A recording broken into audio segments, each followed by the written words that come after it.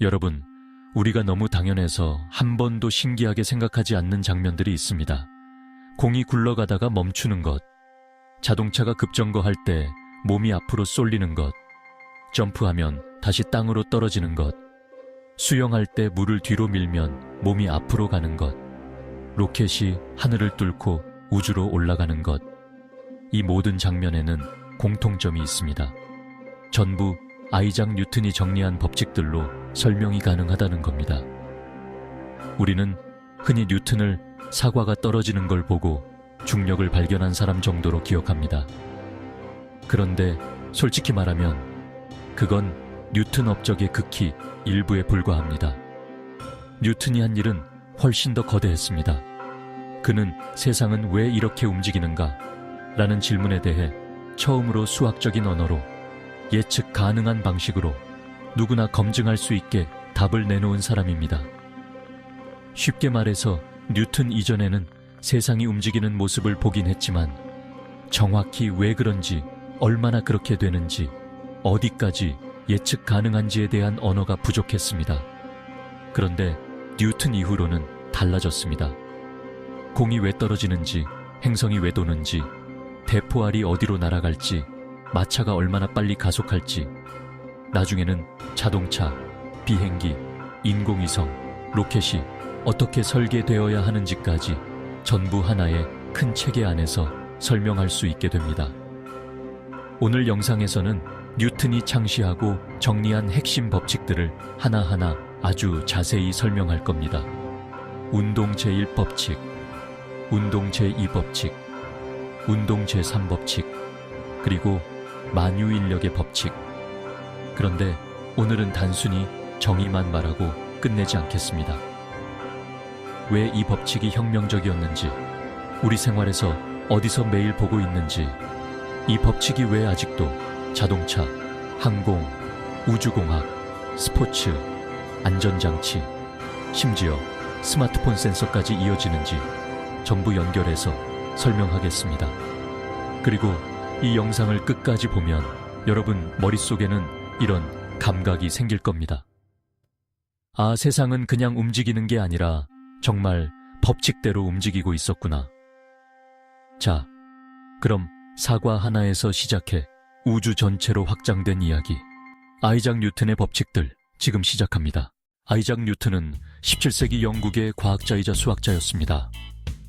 여기서 중요한 건 뉴턴이 새로운 현상을 한두 개 발견한 데서 끝난 사람이 아니라는 점입니다. 그는 서로 따로 놀던 현상들을 하나의 거대한 원리로 묶었습니다. 예를 들어보죠. 사과가 떨어진다. 돌을 던지면 포물선을 그린다. 달은 지구 주위를 돈다. 행성은 태양 주위를 돈다. 겉보기에는 전혀 다른 현상 같습니다. 그런데 뉴턴은 말합니다. 사실 이건 전부 같은 자연의 규칙으로 설명된다. 이게 얼마나 충격적이냐면 하늘의 법칙과 땅의 법칙을 하나로 묶어버린 겁니다. 옛날 사람들에게 하늘은 거의 신비의 영역이었습니다.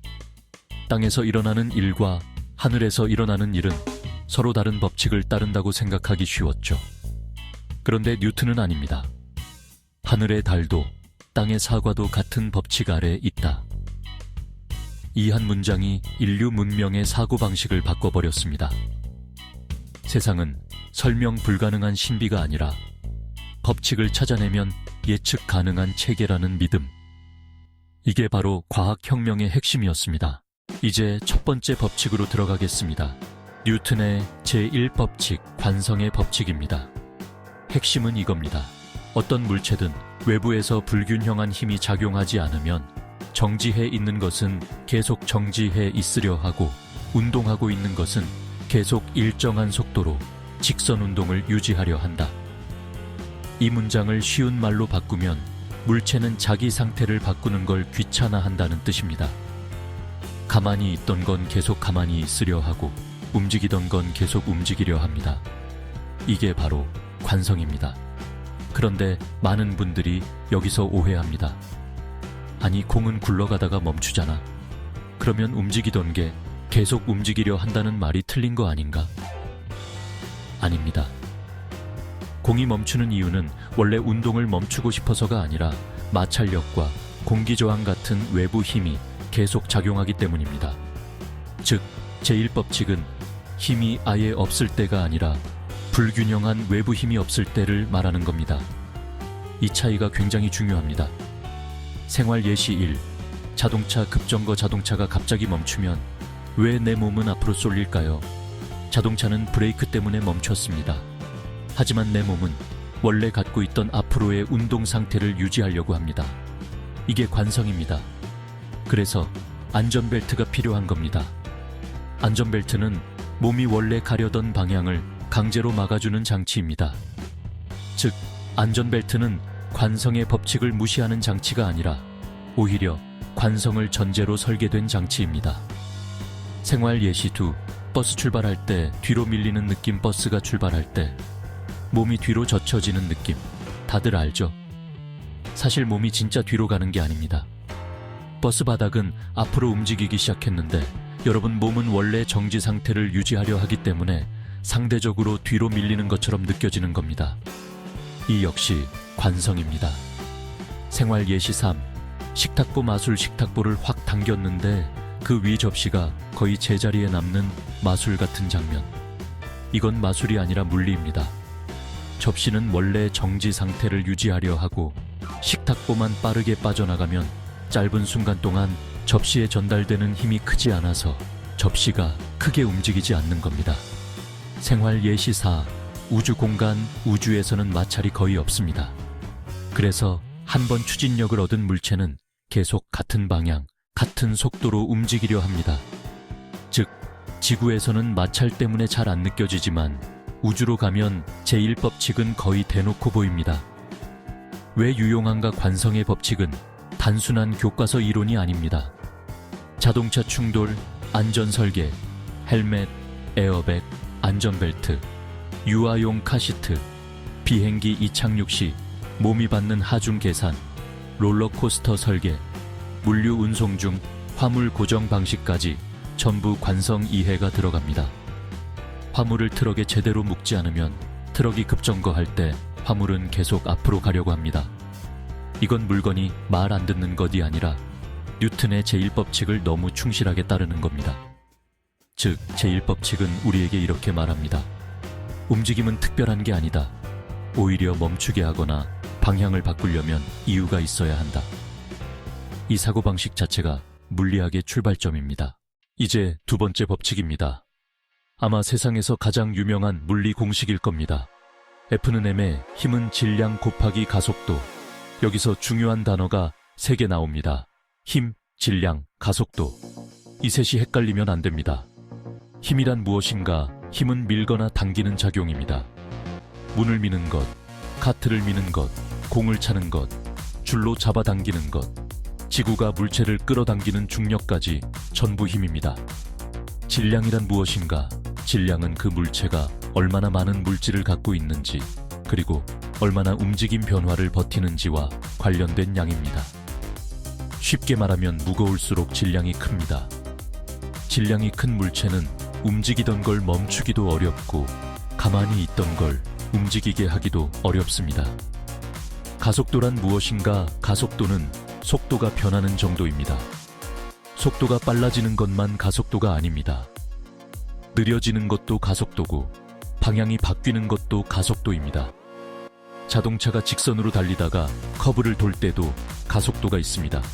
왜냐하면 방향이 바뀌고 있으니까요. 그럼 F 파시마는 무슨 뜻인가? 한 줄로 말하면 이겁니다.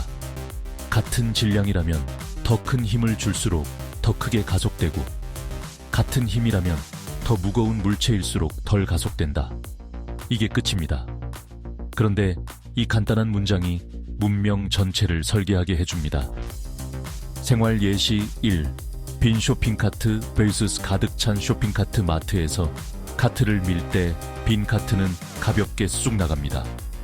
그런데 생수, 쌀, 음료수까지 잔뜩 담으면 갑자기 밀기 어려워집니다. 왜냐하면 질량이 커졌기 때문입니다. 같은 힘으로 밀어도 가속도가 덜 생깁니다. 이게 F살마입니다. 생활 예시 2. 축구공과 볼링공 같은 세기로 발로 차면 축구공은 확 날아갑니다. 볼링공은요, 거의 안 움직이죠. 이건 여러분 발이 약해서가 아니라 볼링공의 질량이 훨씬 크기 때문입니다. 같은 힘을 줘도 가속도가 작아집니다. 생활 예시 3. 스포츠 야구에서 투수가 공의 속도를 높이고 싶다면 공에 더 큰 힘을 짧은 시간 안에 전달해야 합니다. 골프에서도 클럽 헤드 스피드가 중요한 이유가 같습니다. 공에 전달되는 힘이 커질수록 공의 초기 가속이 커집니다. 스포츠 세계는 감각의 세계 같지만 사실상 F와 마의 세계입니다. 생활 예시 4. 자동차 성능차가 잘 나간다.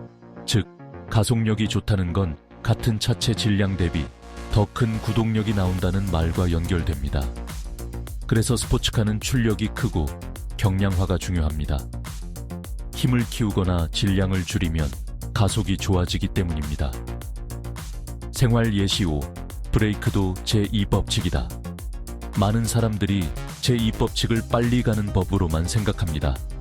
그런데 브레이크도 마찬가지입니다. 차를 멈추게 하려면 운동 방향의 반대로 힘을 가해야 합니다. 차가 무거울수록 같은 감속을 만들기 위해 더 큰 제동력이 필요합니다. 그래서 대형 트럭과 일반 승용차의 제동 시스템은 당연히 같을 수가 없습니다.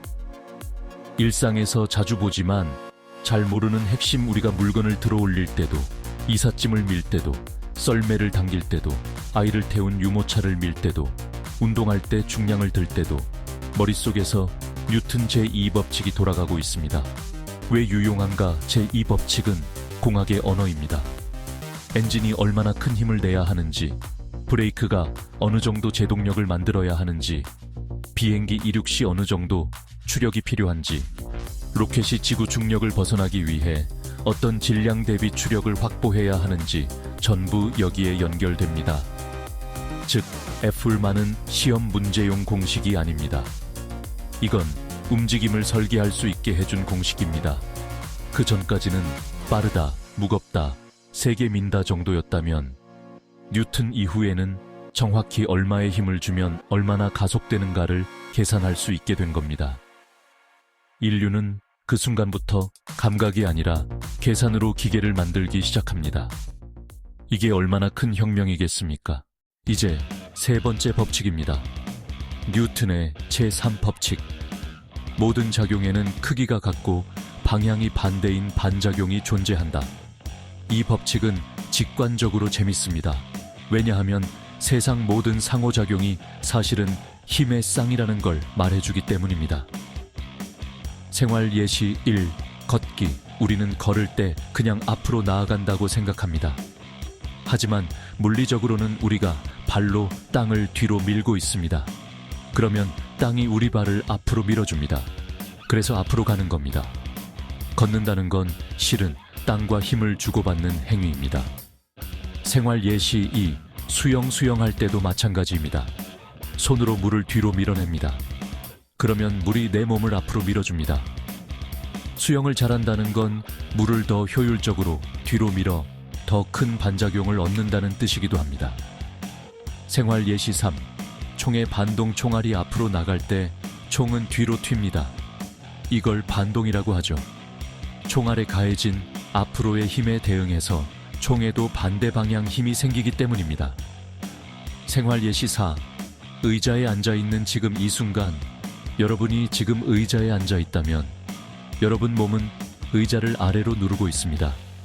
그러면 의자는 같은 크기의 힘으로 여러분을 위로 밀어줍니다. 이게 바로 수직항력이고, 이 또한 작용-반작용 관계로 이해할 수 있습니다. 생활 예시 5. 로켓 제3법칙의 왕은 로켓입니다. 많은 분들이 아직도 로켓은 공기를 밀어서 올라가는 거 아니야 라고 생각합니다. 아닙니다. 로켓은 가스를 아래쪽, 즉 뒤쪽으로 빠르게 분사하고 그 반작용으로 로켓이 반대 방향으로 추진력을 얻습니다. 이건 정말 중요한 포인트입니다. 비행기 프로펠러나 제트 엔진은 공기와 상호작용하지만 로켓은 배출 가스와의 반작용으로 갑니다. 그래서 우주에서도 간다는 겁니다.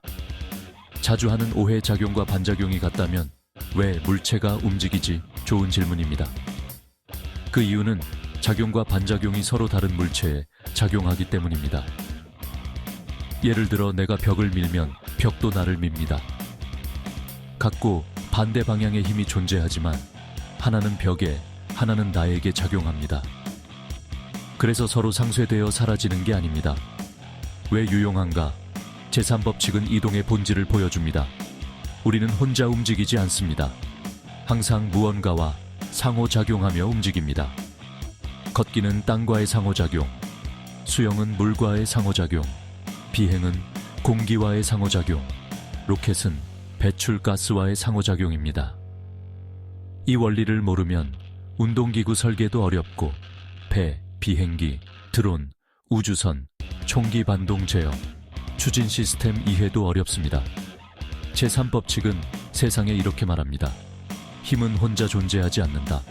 언제나 관계 속에서 쌍으로 나타난다. 이건 물리학적이면서도 묘하게 철학적인 문장입니다. 이제 뉴턴의 이름을 역사에 영원히 새긴 법칙, 만유인력의 법칙입니다. 공식은 다음과 같습니다. F, G, M1, M2, R2. 쉽게 말해봅시다. 무거울수록 더 강하게 끌어당깁니다. 가까울수록 더 강하게 끌어당깁니다. 멀어질수록 그 힘은 빠르게 약해집니다.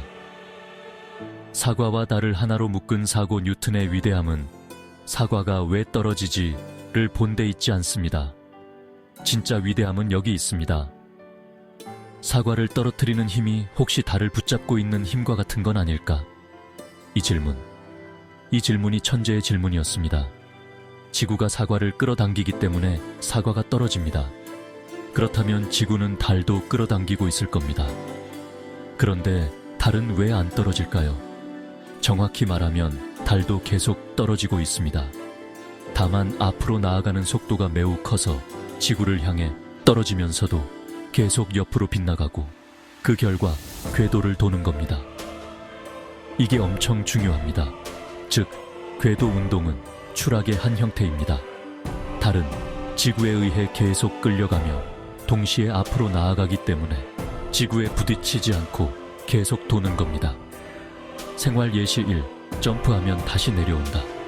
우리가 점프하면 다시 내려오는 이유는 지구가 우리를 끌어당기기 때문입니다. 너무 당연해서 감동이 없지만 사실 이건 엄청난 일입니다. 우리를 붙잡고 있는 힘은 단순히 아래로 가는 성질 같은 게 아니라 지구와 우리 사이의 인력입니다.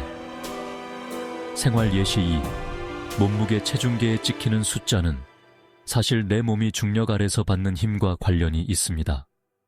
같은 질량이라도 달에 가면 체중계 숫자가 줄어듭니다. 왜냐하면 달의 중력이 지구보다 약하기 때문입니다.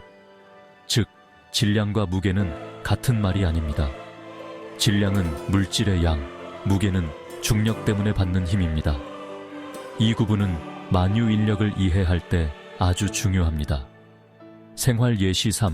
조수간만의 차 바다에 밀물과 썰물도 중력과 관련이 있습니다. 달과 태양의 중력이 지구 바닷물에 영향을 주기 때문입니다. 즉, 우리가 해변에서 보는 물 높이 변화도 결국 우주적 규모의 중력 상호작용과 연결됩니다. 생활 예시 4. 인공위성 GPS, 위성방송, 기상위성, 지도 앱. 이런 것들은 다 위성이 지구 주위를 안정적으로 도는 데 의존합니다. 그리고 그 궤도를 설명하는 기본 언어는 뉴턴의 중력 법칙과 운동 법칙입니다. 왜 유용한가?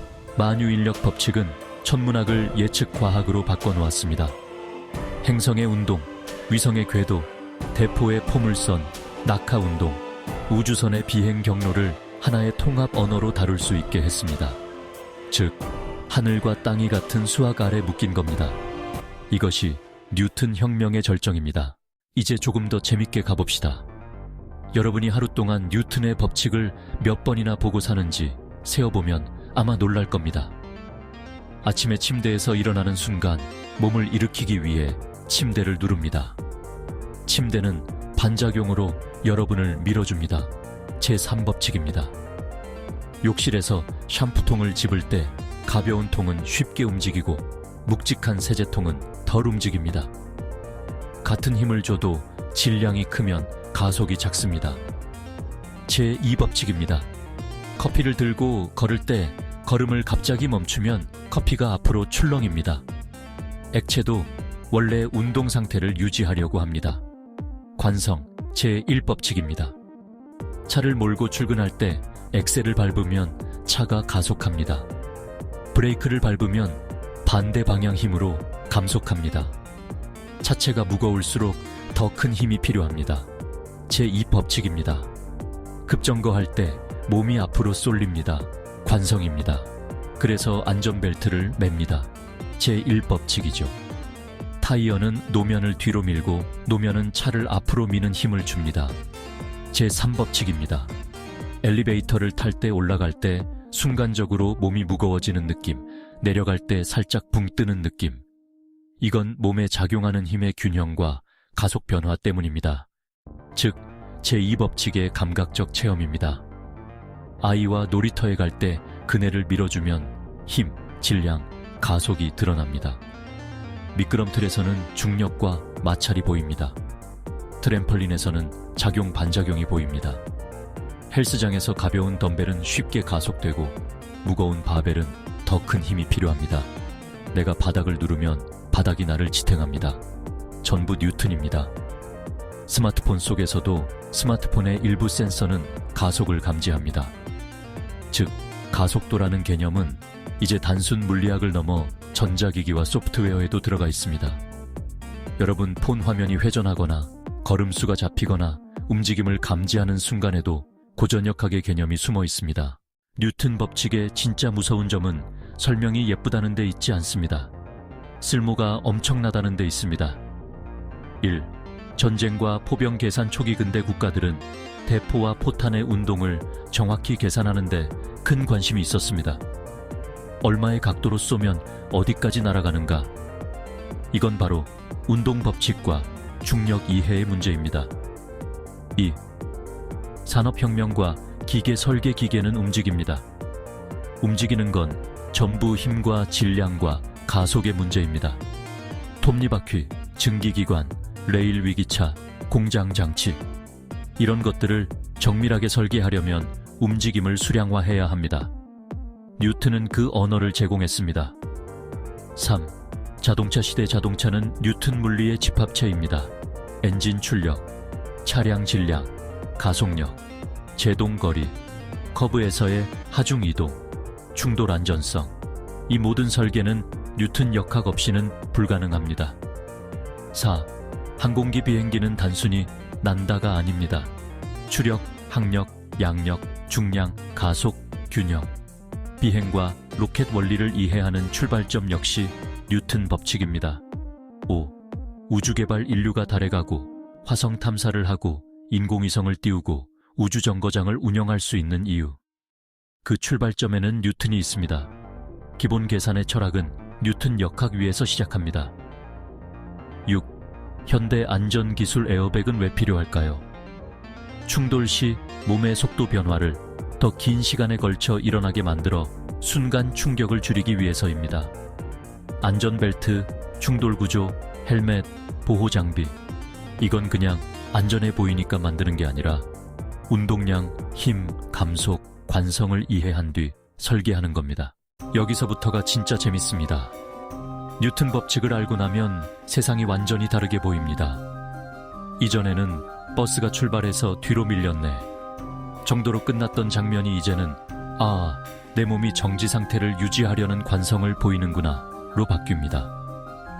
이전에는 왜 큰 짐은 밀기 힘들지 였던 것이 이제는 같은 힘으로는 질량이 큰 물체의 가속도를 크게 만들 수 없구나 로 바뀝니다. 이전에는 로켓이 어떻게 우주에서 가 였던 것이 이제는 배출가스와의 반작용 때문에 가능한 거구나가 됩니다. 이전에는 달이 왜 안 떨어져 였다가 이제는 사실 계속 떨어지는데 옆으로 충분히 빨라서 궤도를 도는 거구나가 됩니다. 이게 과학의 진짜 매력입니다. 공식을 외우는 게 아니라 세상을 읽는 눈이 생기는 것.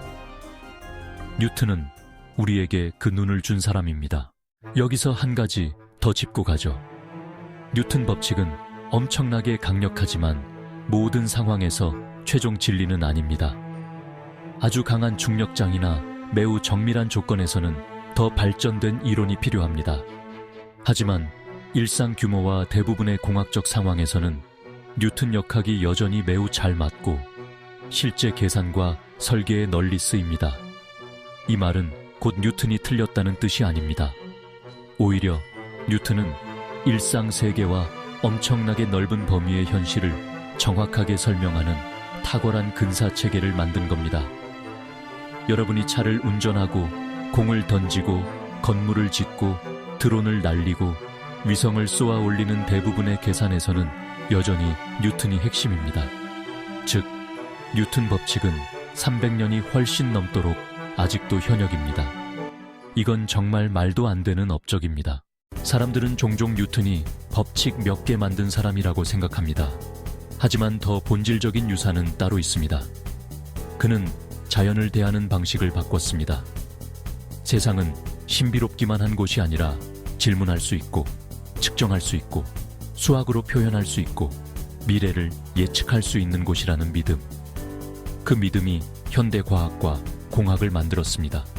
그리고 그 출발점에 뉴턴이 있습니다.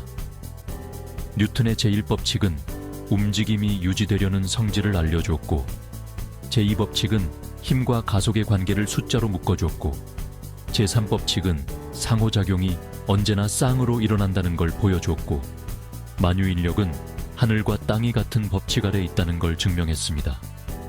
이걸 한 사람이 해냈다는 게 지금 생각해도 믿기 어렵습니다. 오늘 우리는 뉴턴이 정리한 핵심 법칙들을 따라 정지와 운동, 힘과 가속, 작용과 반작용, 그리고 중력까지 한 번에 훑었습니다. 이제 여러분은 그냥 공식을 본 게 아닙니다. 자동차 급정거에서 관성을 받고, 쇼핑카트에서 F 그 말을 받고, 걷기와 수영과 로켓에서 작용 반작용을 받고, 점프와 달과 인공위성에서 만유인력을 받습니다. 즉, 뉴턴은 책 속에만 있는 사람이 아니라 여러분 하루 전체에 숨어 있는 사람입니다.